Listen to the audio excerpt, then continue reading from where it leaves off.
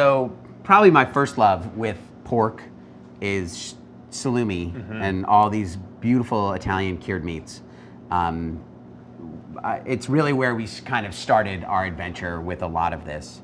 I got curious about making these, like I said earlier, with Armandino Batali, and then I learned from Mario Batali how to make these things, and I've kind of followed up on a lot of different things at the University of Iowa with different producers in Italy, you know, really following these very traditional products back to their roots. Right. So you know, fermented cured meats, charcuterie, all that stuff. We love them. Love it. Love it. And it looks beautiful. It's gorgeous, you know?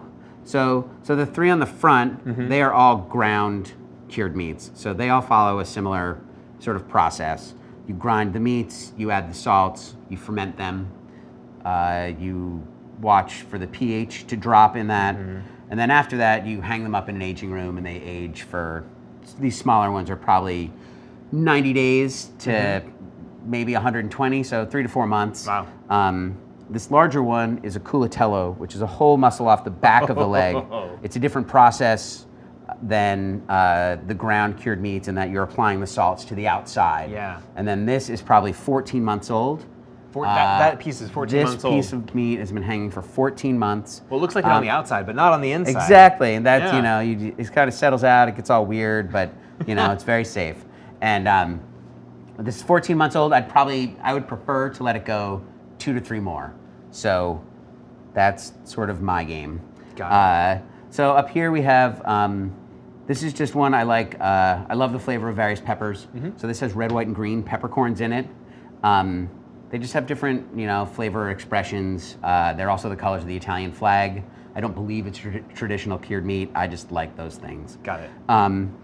This is a very simple sort of fennel salami, kind of the gateway, you know, it's that sort of vanilla ice cream of the salami world, but it's a way to know that you know what you're doing. It's your you know? gateway fermented meat right yes, here. Yeah, exactly. Right. And then this is probably the most exotic, and I would probably encourage you to try first. Yeah, it looks great.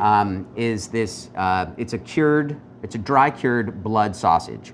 Okay. So I have the blood in there. I cut the meat by hand, as opposed to these that all ran through a mechanical grinder. I cut this meat by hand. There's blood, there's raisins, currants, pine nuts, cocoa, and cocoa nibs. So all these flavors that would lend themselves towards like a great baked good or a great panettone or something. So you have to use restraint, but the blood likes sweet in this weird way. Blood likes sweet. And so, but a flat sweetness like from raisins and dried fruits. Right. Not a super sugary sweetness. Yes, exactly. Sort of a lingering sweet. Yeah, and again, with any of the seasonings, you know, it's important to know when to stop. When there's, you know. You don't want to overdo it. And this is a busy piece. There's a lot going on, but they all work together, and it does come up with this beautiful thing, and it looks so stunning as a cured meat. Oh yeah. It's like a piece of art right there on the plate. It is. You know? It's super. And I really didn't know what I was doing. I do this often. I mean, I obviously know the process, but there are times where I get these like, you know, like I'm gonna do this. Yeah. This makes enough sense for me to try it. You know. You get a wild hair, and you're like, hey. Yeah, and I think that's important with where there's a lot of creative things that occur that way, where you know.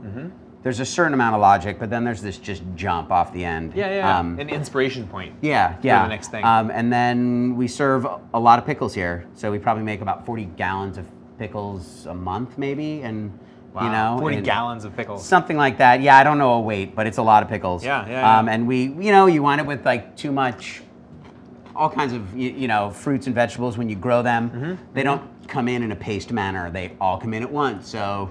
Right. You know, it's that, figure out you know, what to do. yeah, pickling and sauerkraut and kimchi. It's all just a way of preserving that sort of the bounty of the harvest and creating a food that's good for you and nutritious, but just saving them so you're not wasting this stuff. Not wasting them, throwing them away. Yeah. And so. That's delicious. What's your process with the pickling? The pickles, it's a very traditional sort of pickle process. You salt them, you let them sit overnight, you rinse them off. Then you put together your pickling liquids and bring it up to a boil. It's not a fermented pickle. I was gonna say, is this fermented? No, it's a vinegar pickle. Some we do, obviously kimchi. Some of them we do are fermented pickle. But when we get into like big volume, we're just not totally set up ourselves to do all this. Right. So I have a guy that's kind of mad about pickles. So he does more of that sort of process. And so we ferment quite a few, and then kimchi and sauerkraut are made very traditionally and fermented.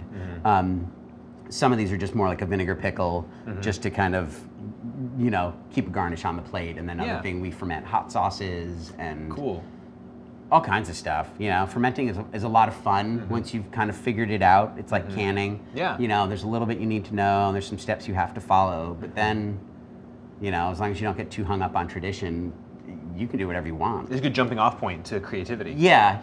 And like a pickle like this is a great way to start. You kind of know what you're doing before you start fermenting, because that's a little bit of a different beast. Right. And you mentioned all of these meats are fermented with lactobacillus. Is that what you? Yes. What you use? So traditionally they would not have been in there. Here in the 21st century, virtually all cured meat charcuterie makers use. They are lactobacillus cultures. They're yogurt cultures similar to like cheese making. And then you feed them dextrose, which you can very much control the pH drop. I'm looking for the pH of these meats to drop below 5% in about 48 hours. Got it. You start off at like 5.2, and I'm looking for that to drop to about 4.8. And then that pH change is what makes the environment so inhospitable to bacteria to grow.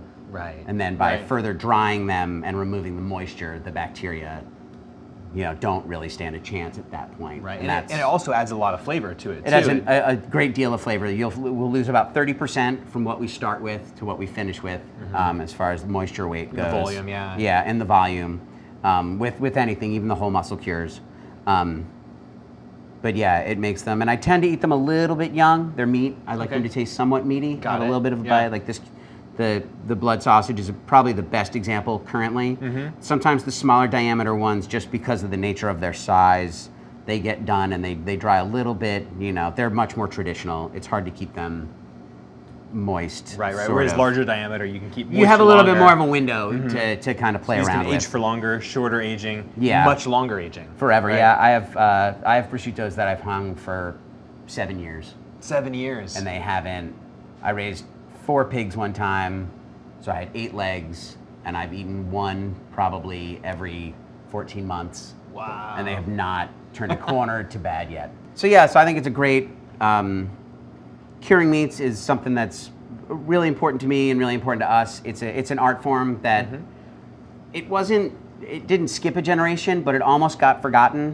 When we first moved to Sonoma County, there were a lot of primarily Italian families. Obviously, these are Italian cured meats. Right.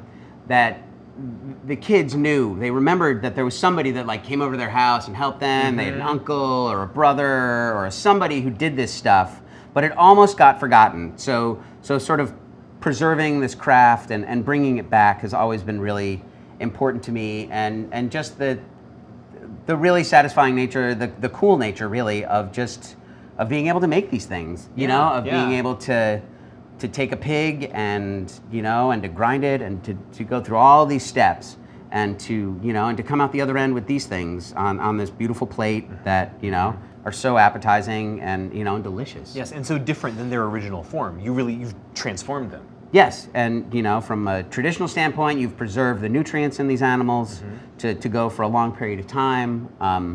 But just from that sort of kind of artistic sense of the word, yeah, they're beautiful, and everybody loves to eat. So it's really fun to have people over and have some cured meats and share the bounty. Yeah, exactly. All right. Well, hey, there you go. Cheers. Thanks for coming out. Thank you.